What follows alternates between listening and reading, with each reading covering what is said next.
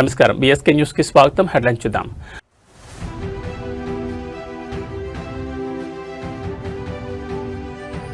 Telangana Delaware మధ్య కుదిరిన స్నేహహస్తం. CM Revanth తో గవర్నర్ మార్క్ మేయర్ భేటీ.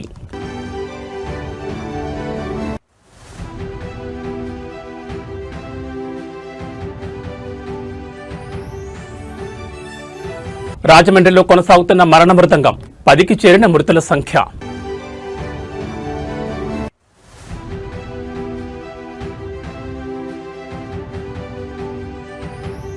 సుప్రీంకోర్టు ఆదేశాలతో వేగవంతమైన ప్రక్రియ.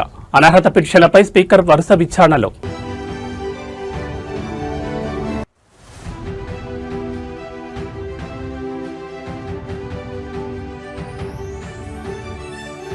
తెలంగాణలో ముగిసిన మావోయిస్టు శకం. జనజీవన స్రవంతిలోకి అగ్రనేత గణపతి.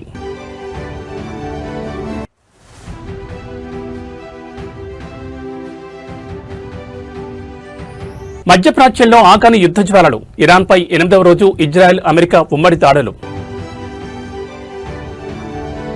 ఇక డీటెయిల్స్ చూస్తే ముఖ్యమంత్రి రేవంత్ రెడ్డితో యుఎస్ఏ డెలావర్ రాష్ట్ర గవర్నర్ మార్క్ మేయర్ భేటీ అయ్యారు. హెల్త్, ఎడ్యుకేషన్ రంగంలో సంస్కరణలపై ఈ సమావేశంలో సీఎంతో మార్క్ మేయర్ చర్చించారు.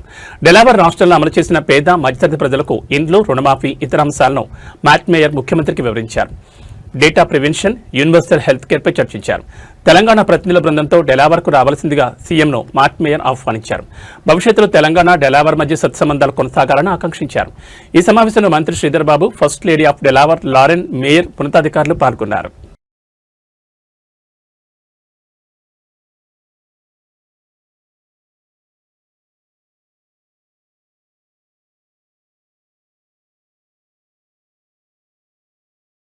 రాజమండ్రి కల్తీపాల ఘట్టంలో మరొకరు మృతి చెందారు. దీంతో మృతుల సంఖ్య 10కి చేరింది. కల్తీపాలు తాగడంతో తీవ్ర అస్వస్థతకు గురై ఆసుపత్రిలో చికిత్స పొందుతూ అనంతలక్ష్మి అనే వృద్ధురాలు మరణించింది.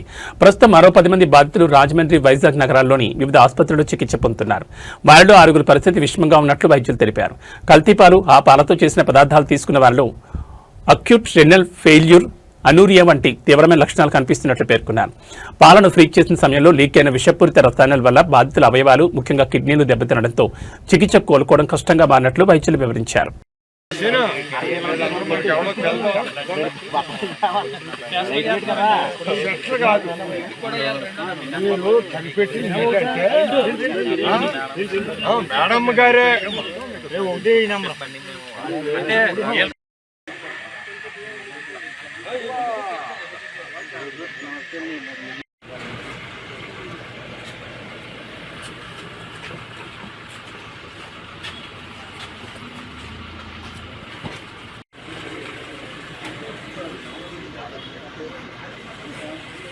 తెలంగాణ స్పీకర్ గడ్డం ప్రసాదరావు ఇవాళ ఎమ్మెల్యే దానం నాగేందర్ అనర్హత పిటిషన్పై విచారించనున్నారు. ఇప్పటికే 10 మంది ఎమ్మెల్యేల అనర్హత పిటిషన్లపై స్పీకర్ విచారణ జరిపారు.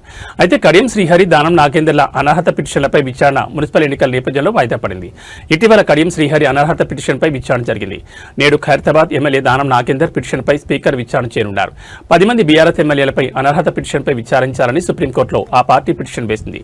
సుప్రీంకోర్టు ఆదేశాల మేరకు స్పీకర్ విచారణలో వేగవంతం చేశారు. 10 మంది ఎమ్మెల్యేల్లో ఇప్పటికే స్పీకర్ 8 మంది పార్టీ మారినట్టు ఆధారాలు లభించలేదని తెలిపారు. క్వశ్చన్ కు సంబంధించి మాట్లాడుతా అంటే మీకు మైక్ ఇస్తాను.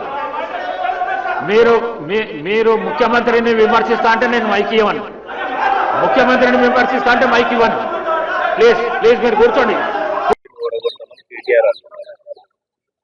సార్, ఎన్నికలు ఇంకా రావడానికి టైం ఉంది. రేవంత్ రెడ్డిని ఓడగొట్టుడు, గెలిపించుడు కాదు. ముందు మనము మన జరిగినటువంటి తప్పులు తెలుసుకోవాలి. మరి ఏదో స్థామిత లేక మనం చేయకూడదు. ఎందుకంటే గురిగించే కింద ఉన్న మచ్చాగా ఎవరు తెలియదు, అది ప్రాబ్లం ఉంది. అందుకనే ఇప్పుడే కానీ ఒక స్థాయిలో ఉన్న వ్యక్తిని మనము తప్పుగా మాట్లాడితే ఆ స్థాయి ఉన్న వ్యక్తి కూడా కిందికి వచ్చి మాట్లాడాల్సి వస్తుంది. అందుకనే వీలే కదా మరి ముఖ్యమంత్రిని ఏకవచనంతో సంబోధించడము, నోటికి వచ్చినట్టు మాట్లాడడం, ఎవరైనా కానీ ఒక స్థాయిలో ఉన్న వ్యక్తికి మర్యాద ఇవ్వడం అనేది అది ప్రజాస్వామ్యంలో అది మన బాధ్యత. అలా కాకుండా వ్యక్తిగతంగా విమర్శించడం వల్లనే ఇవన్నీ వస్తున్నాయి. కాబట్టి రాజకీయంగా మీరు చేయొచ్చు. ఆయన కూడా, ముఖ్యమంత్రి కూడా ఛాలెంజ్ చేస్తున్నాడు. మేము చేసిన అభివృద్ధి విషయంలో కానీ, మేము ఇచ్చిన మరి పెట్టినటువంటి స్కీమ్స్ మేము జరగలేదు అంటే ఎక్కడైనా సరే ఏ వేదికమైనా ఛాలెంజ్ విసురుతున్నాడు. కాబట్టి ఆ ఛాలెంజ్ కు యాక్సెప్ట్ చేయకుండా మనం ఏకవచనంతో ముఖ్యమంత్రిని తిట్టడం వల్లనే ఇవన్నీ సమస్యలు వస్తున్నాయి. కాబట్టి మీరు అభివృద్ధి విషయంలో ఇచ్చినటువంటి స్కీమ్స్ ఏవైతే గ్యారంటీలు ఇచ్చిండ్రో ఆ గ్యారంటీలు జరగలేదని మీరు అంటారు, జరుగుతున్నాయని మేము చెప్తున్నాం. కాబట్టి జరుగుతున్నాయి ఎక్కడ అనేది మీరు చర్చకు వస్తే చెప్తామని ముఖ్యమంత్రి గారు చెప్పారు, మంత్రులు చెప్తారు. కాబట్టి దాని మీద స్పందిస్తే బాగుంటుంది.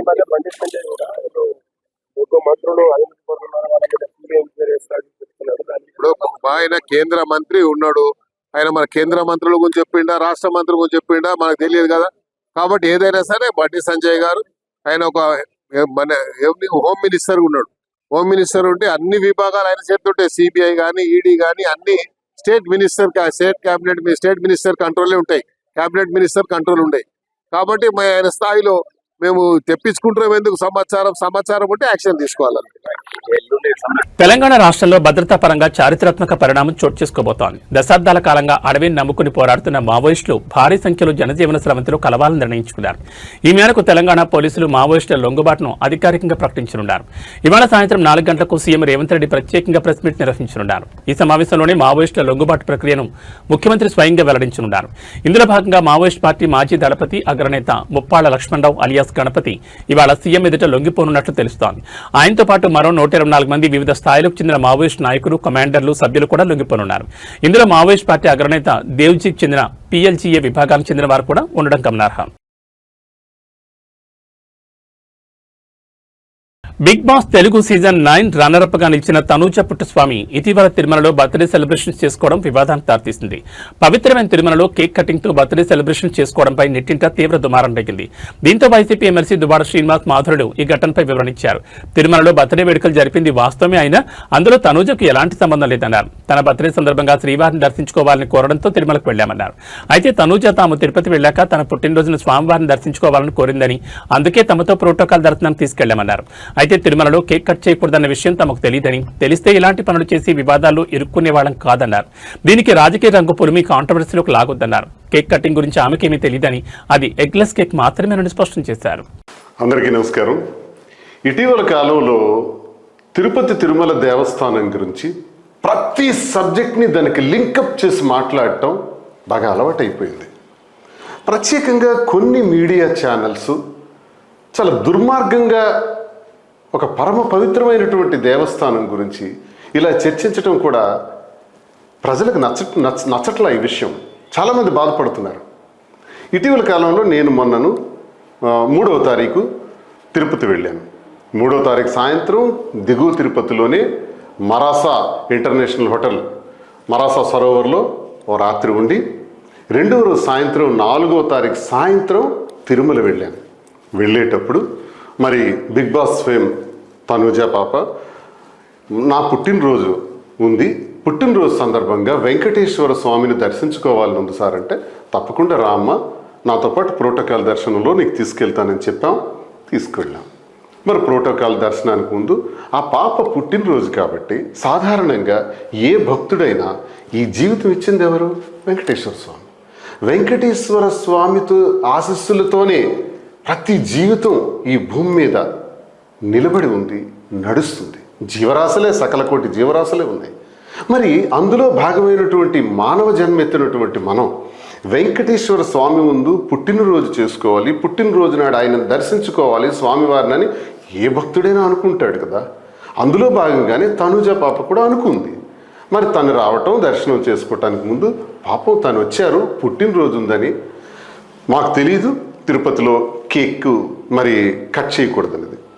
అయినా మేము ఆ కేకుని తీసుకొచ్చాం. ఆ కేకుని తీసుకొచ్చేటప్పుడు అది చూడండి, Nandita sweet and bakery private limited Tirupati black forest eggless cake, black forest eggless cake అని ఇది 1100 రూపాయలు ఈ కేక్.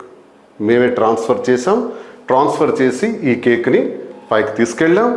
మరి మేము ఉన్నటువంటి విభవ అనేటటువంటి బ్లాక్లో ఆ రూమ్, మేము ఏదైతే రూమ్లో ఉన్నామో, మరి తనుజాకి ఈ విషయం తెలియదు. మాధురి మరి తన స్నేహితురాలు కాబట్టి తనని కళ్ళు మూసుకుంటా తీసుకొచ్చి అప్పటికప్పుడే చూపించి నీ పుట్టినరోజు కోసం కేక్ కట్ చేస్తున్నావు అంటే ఆమె కూడా చాలా హ్యాపీ ఫీల్ అయ్యారు.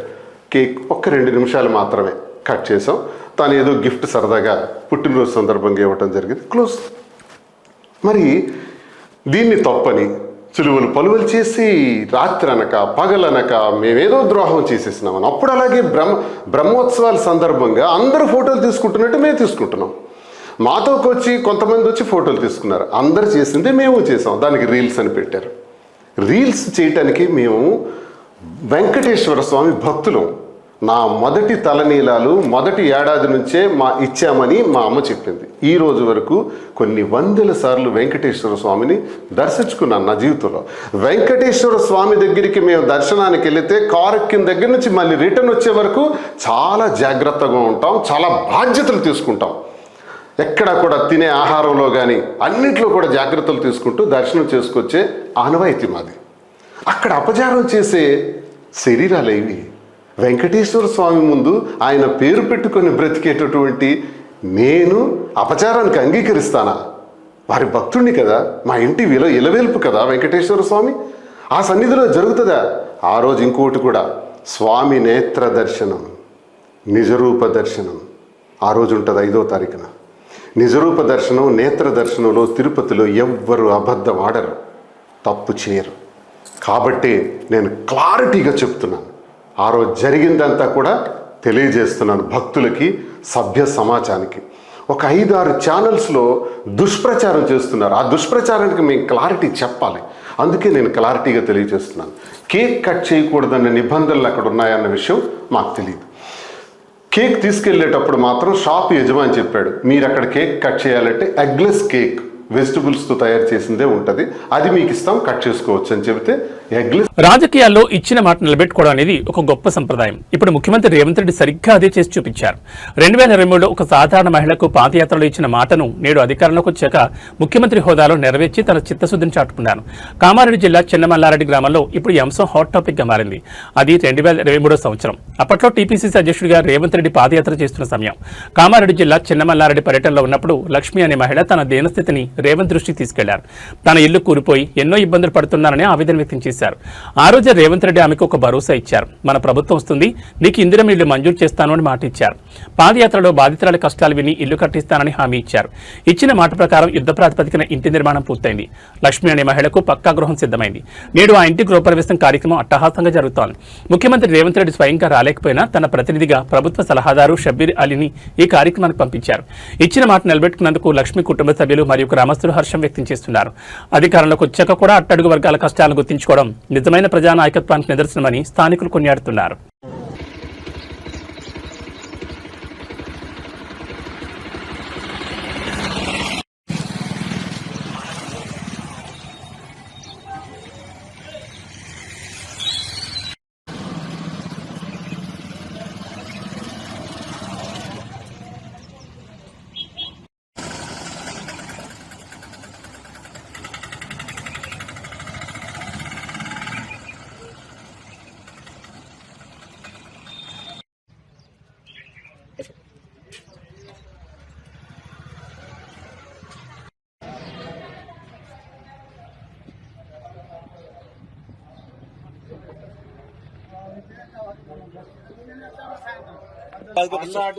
మళ్ళీ మరకలాగానే ఉంటుంది.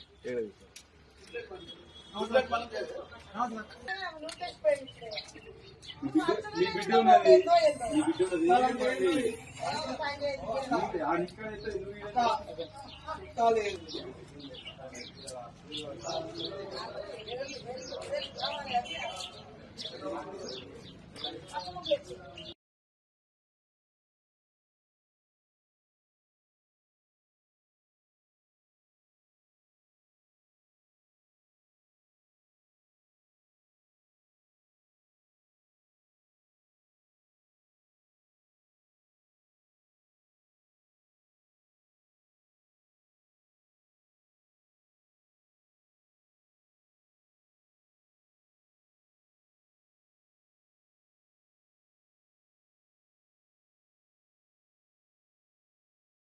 ప్రజా యుద్ధన ఒక గద్దర్ పేరుతో తెలంగాణ ప్రభుత్వం గద్దర్ ఫిల్మ్ అవార్డులను అందజేస్తున్న సంగతి తెలిసిందే. ఈ నేపథ్యంలో తాజాగా 2025 ఏడాదికి గాను అవార్డులను జ్యూరీ ప్రకటించింది. ఉత్తమ చిత్రంగా రాజ్ బిట్స్ రాంబాయి, ఉత్తమ నటిగా తెలంగాణ కొత్త కోడలు రష్మిక ఎంపికయ్యారు. మెగాస్టార్ చిరంజీవికి ఎన్టీఆర్ అవార్డు వరించింది. ఏఎన్ఆర్ అవార్డు జయసుకు దక్కింది. Kantharao award R Narayanamurthy, BN Reddy award Singeetam Srinivasarao, Paidi Jayaraj award Kamal Haasan కు వరించగా సినారే అవార్డు సుద్దాల అశోక్ తేజ్, రఘుపతి వెంకయ్య అవార్డుకు రమేష్ ప్రసాద్ ని ఎంపిక చేశారు. అంతకుముందు జ్యూరీ 2025 సంవత్సరానికి గాను తుది జాబితాను జ్యూరీ సభ్యులు తెలంగాణ డిప్యూటీ సీఎం భట్టి విక్రమార్క అందజేశారు. ప్రజాభవన్లో Telangana film development corporation chairman Dil Raju, నటుడు తనికెళ్ల భరణి, రోజారమణి, మణిశర్మ, ప్రగతి తదితరులు భట్టితో భేటీ అయ్యారు. అవార్డుల ఎంపిక ప్రక్రియ, వేడుక నిర్వహణపై వారు చర్చించారు. అనంతరం జ్యూరీ చైర్మన్ మణిశర్మ ఆధ్వర్యంలో విజేతల జాబితాను అధికారికంగా వెల్లడించారు.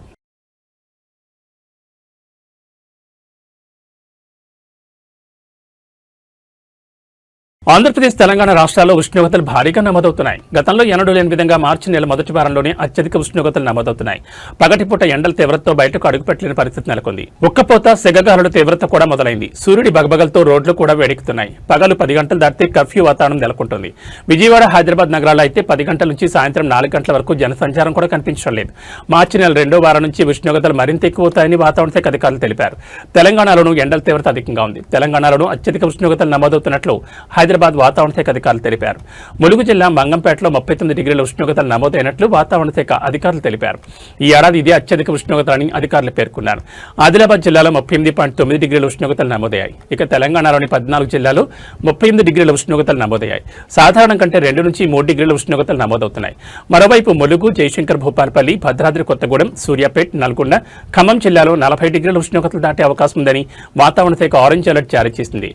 వేడిగాలుల తీవ్రత కూడా మరింత ఎక్కువగా ఉంది.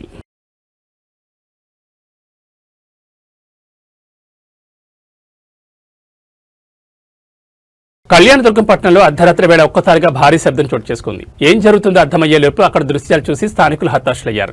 ఒక మైనర్ బాలుడు స్టీరింగ్ పట్టుకుంటే ఆ వేగం ఏ స్థాయి వినాశనానికి దారితీస్తుందో చెప్పడానికి ఈ ఘటన నిదర్శనం. అనంతపురం జిల్లా కళ్యాణదుర్గం పట్టణంలోని దొడగట్ట రోడ్లో అర్ధరాత్రి పెను ప్రమాదం సంభవించింది. నిద్రలో ఉన్న జనం ఒక్కసారిగా ఉలిక్కిపడ్డారు. మితిమీరిన వేగంతో దూసుకొచ్చిన ఒక కారు నియంత్రణ కోల్పోయి నేరుగా retired social welfare DD Satyanarayana ఇంట్లోకి దూసుకెళ్లింది. కారు బలంగా ఢీకొట్టడంతో ఇంటి ప్రహారీ కూడా పూర్తిగా ధ్వంసమైంది. ఇంటి ఆవరణలో పార్క్ చేస్తున్న 3 ద్విచక్ర వాహనాలు కారు కింద పడి నుజ్జునుజ్జయ్యాయి. ఇక ప్రమాదానికి కారణమైన కారు ముందరి భాగం పూర్తిగా డ్యామేజ్ అయి గుర్తుపట్టలేని స్థితికి చేరింది. అయితే ఈ ప్రమాదంలో అసలు షాకింగ్ విషయం ఏంటంటే కారు నడిపింది ఒక మైనర్ బాలుడు. అర్ధరాత్రి వేళ తల్లిదండ్రుల కళ్ళుగప్పి కారు రోడ్డెక్కించాడా లేక సరదా కోసం ఈ సాహసాన్ని పూనుకున్నాడా అనేది ఇప్పుడు చర్చనీయాంశంగా మారింది. అదృష్టశాత్తు ఆ సమయంలో ఇంట్లో వారు నిద్రిస్తుండడం, రోడ్డుపై ఎవరూ లేకపోవడంతో ప్రాణాపాయం తప్పింది. కానీ ఆస్తి నష్టం మాత్రం భారీగానే జరిగింది.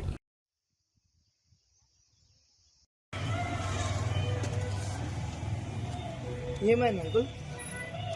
రాత్రి నా గ్రామార్ స్కూల్లో చదివే పిల్లగాడు డ్రైవింగ్ చేసుకొని ఆ ఇంటికి కుదిరినట్టు.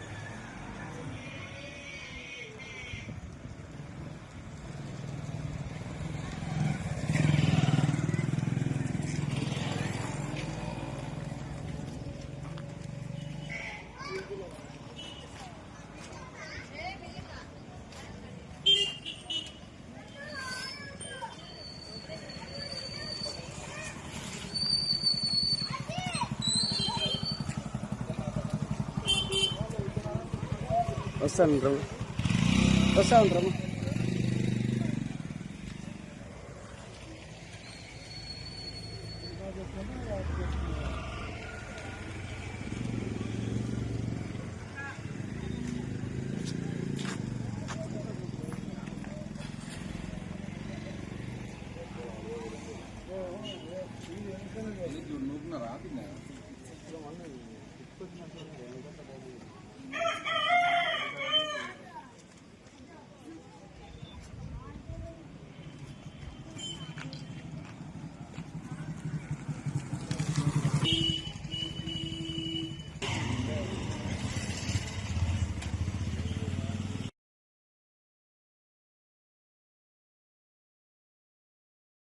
భక్తిభావంతో పులకించిపోయింది కాకినాడ రూరల్. అయోధ్యలో బాలరాముడి విగ్రహం ఏ స్థాయిలో దేశ ప్రజలను మంత్రముగ్ధులు చేసిందో ఇప్పుడు అదే తరహాలో వారాహిమాత విగ్రహం భక్తులకు దర్శనమిస్తోంది. కాకినాడ రూరల్ మండలం కరపలో శ్రీ వారాహిమాత అమ్మవారి విగ్రహ ప్రతిష్టాపన మహోత్సవం అత్యంత వైభవంగా జరిగింది.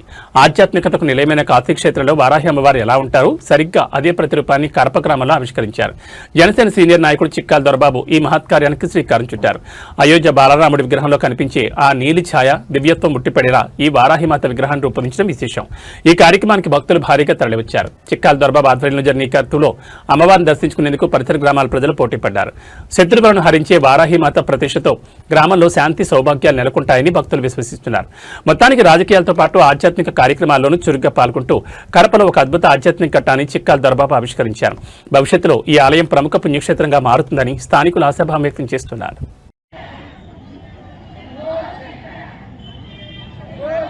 నమస్తస్యై నమస్తస్యై నమస్తస్యై నమో నమః భేదమశేషజంతో స్వై దారిద్ర్య దుఃఖ భయహారిణకాత్మజన్య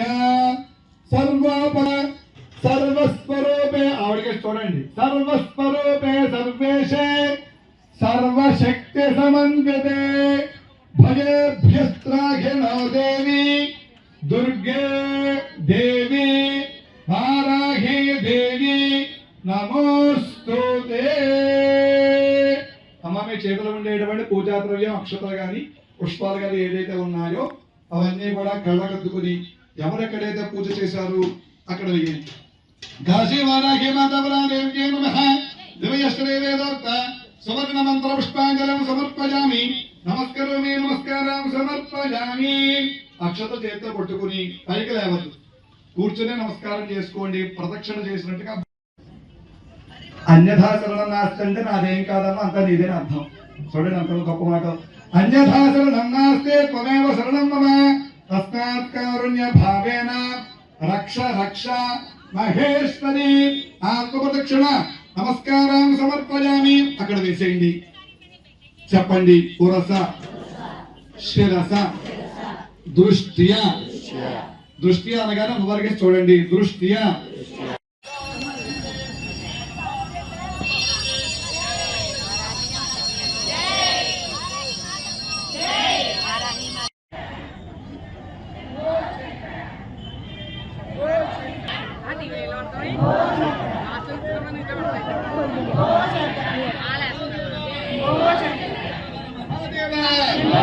కాశీ వారాహి మాతాకి కాశీ వారాహి మాతాకి. అమ్మ అందరూ కూడా కలగలుగుతున్నారమ్మా. అందరూ కూడా ఒక పుష్పం. ఓం రాజాధిరాజాయ ప్రసహన్య సాఘినే నమో వయం వై. ఎందుకమ్మ పిల్లాడి గురించా? ఓకే. నమో వయం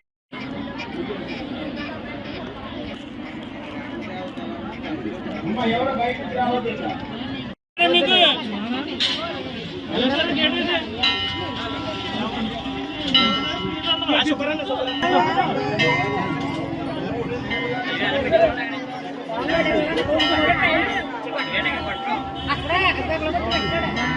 అమ్మ పక్కన ఒకసారి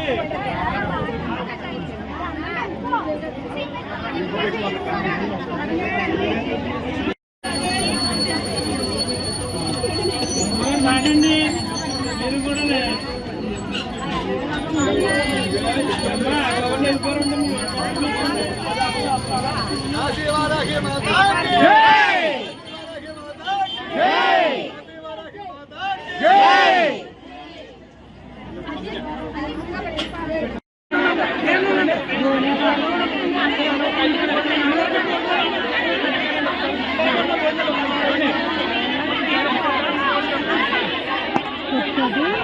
ఇరాన్ సైనిక సామర్థ్యాలను పూర్తిగా నిర్వీర్యం చేసేందుకు ఇజ్రాయెల్, అమెరికాలు వరుసగా 8వ రోజు దాడులు జరుపుతున్నాయి. బాలిస్టిక్ క్షిపణి లాంచర్లు, డ్రోన్లు యుద్ధనౌకలు లక్ష్యంగా విరుచుకుపడుతున్నాయి. ఇరాన్ రెవల్యూషనరీ గార్డ్ కోర్కు చెందిన కార్యాలయాలు, కమాండ్ సెంటర్లను ధ్వంసం చేస్తున్నాయి. ఆపరేషన్ ఎపిక్ ప్యూరీలో భాగంగా గత 7 రోజుల్లో 3000కు పైగా లక్ష్యాలపై దాడులు చేపట్టామని యుఎస్ సెంట్రల్ కమాండ్ తెలిపింది. ఇక ముందు అవి కొనసాగుతాయని స్పష్టం చేసింది.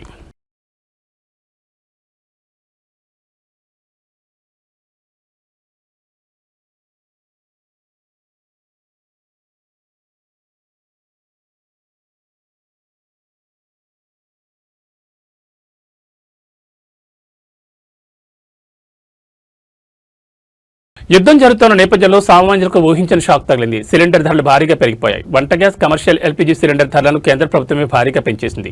ఈ మేరకు అర్ధరాత్రి నిర్ణయం తీసుకుంది. కేంద్ర ప్రభుత్వం తాజాగా పెంచిన ధరల ప్రకారం 14.2 కిలోల వంట గ్యాస్ సిలిండర్ ధరపై 60 రూపాయలు పెరిగింది. 19 కిలోల కమర్షియల్ సిలిండర్పై ఏకంగా 115 రూపాయలు పెంచింది కేంద్రం. ఈ కొత్త ధరలు నేటి నుంచి అమల్లోకి వస్తాయని సంచలన ప్రకటన చేసింది. ఈ లెక్క ప్రకారం హైదరాబాద్లో 14.2 కేజీల డొమెస్టిక్ సిలిండర్ ధర 905 నుంచి 965 రూపాయలకు చేరింది. అటు 19 కేజీల కమర్షియల్ సిలిండర్ ధర 1961 రూపాయల నుంచి 2076కు చేరింది. అయితే ఉజ్వల్ పథకం కింద అందించే సిలిండర్ ధరలో ఎలాంటి మార్పు లేదని సర్కార్ క్లారిటీ ఇచ్చింది. మిడిల్ ఈస్ట్ దేశాలలో యుద్ధ వాతావరణం నేపథ్యంలో వంట గ్యాస్ ధరలు పెరిగినట్లు తెలుస్తోంది. వంట గ్యాస్ను కాస్త అదుపులో వినియోగించుకోవాలని కూడా నిపుణులు సూచిస్తున్నారు.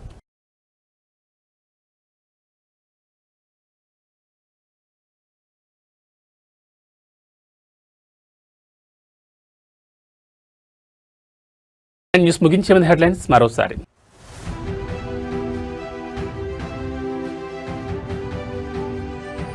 తెలంగాణ, డెలావర్ మధ్య కుదిరిన స్నేహహస్తం.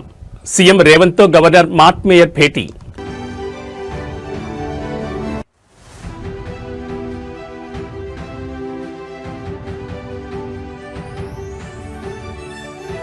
రాజమండ్రిలో కొనసాగుతున్న మరణ మృదంగం.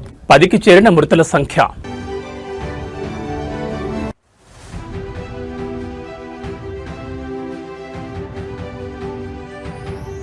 సుప్రీంకోర్టు ఆదేశాలతో వేగవంతమైన ప్రక్రియ. అనర్హత పిటిషన్లపై స్పీకర్ వరుస విచారణలు.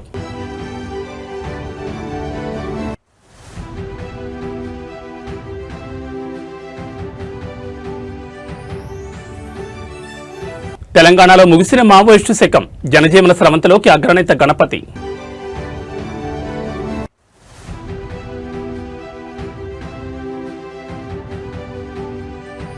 మధ్యప్రాచ్యంలో ఆగాని యుద్ధ జ్వాలలు. ఇరాన్పై 8వ రోజు ఇజ్రాయెల్, అమెరికా ఉమ్మడి దాడులు.